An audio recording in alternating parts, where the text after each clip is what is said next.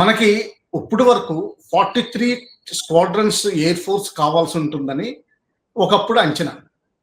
దాన్ని ఈ మధ్యన ఎయిర్ ఫోర్స్ రివైజ్ చేసింది. 50 స్క్వాడ్రన్స్ అనుకోండి. 50 స్క్వాడ్రన్స్ అంటే మీకు దాదాపు ఒక స్క్వాడ్రన్‌లో 18 విమానాలు ఉంటాయి.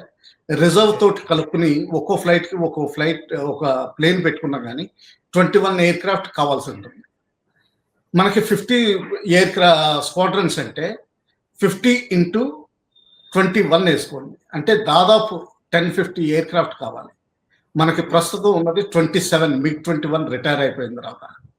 అందులో కూడా కొన్ని జాగ్వర్స్ ఉన్నాయి, కొన్ని మిరాజెస్ ఉన్నాయి, MiG-29s ఉన్నాయి, MiG-27s ఉన్నాయి.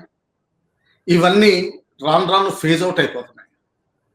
రఫేల్ మనది లేటెస్ట్ విమానం Su-31 మనకి సూటబుల్ గా ఉంది. ఇవన్నీ 4th జనరేషన్ కానీ 4.5 జనరేషన్ అనుకోవాలి. F-35 అన్నది 5th జనరేషన్ ఎయిర్ క్రాఫ్ట్. అలాగే చైనాకు ఏం చేస్తుందంటే వాళ్ళు J-35 తయారు చేశారు. అది పాకిస్తాన్కి ఆఫర్ చేశారు. 40 ఎయిర్ క్రాఫ్ట్ అంటే దాదాపు 2 స్క్వాడ్రన్ స్ట్రెంత్ ఆఫర్ చేశారు.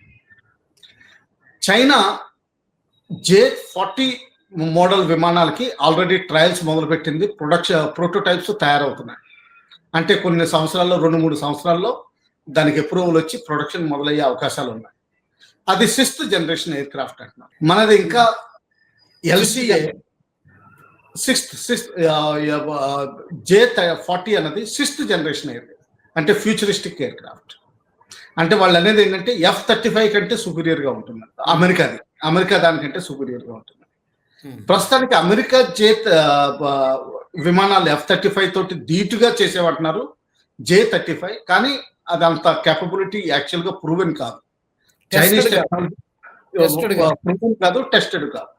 అది పాకిస్తాన్కి ఎందుకు ఇస్తున్నారంటే వాళ్ళు ఇండియా మీద వాడతారేమో, అక్కడ టెస్టింగ్ అవుతుందేమో అని ట్రై చేస్తారు. ఆల్రెడీ ఆగస్టు వరకు పాకిస్తాన్ పైలట్స్ ట్రైనింగ్ అయ్యారు.